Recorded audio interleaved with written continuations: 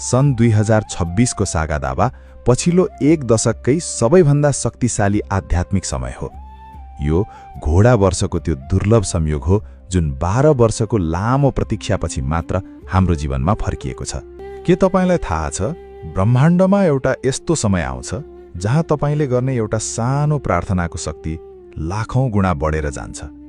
एउटा यस्तो महिना जहाँ तपाईले कसैलाई दिएको एउटा सानो मुस्कान वा एउटा सानो दानले तपाईको 7 जन्मको कर्मको हिसाब फेर्न सक्छ। हो, हामी त्यही रहस्यमयी र पावन महिनाको संघारमा छौं जसलाई बुद्ध मार्गीहरू सागा दावा भन्छन्। तर पर्खनुहोस्, यदि तपाईलाई लाग्छ कि यो हरेक वर्ष आउने सामान्य महिना मात्र हो भने तपाई झुक्किदै हुनुहुन्छ, किनकि यो वर्ष अर्थात् यो वर्षको सागा दावामा गरिएको एउटै पुण्यको फल अन्य वर्षको तुलनामा 13 गुणा बढी शक्तिशाली हुन्छ।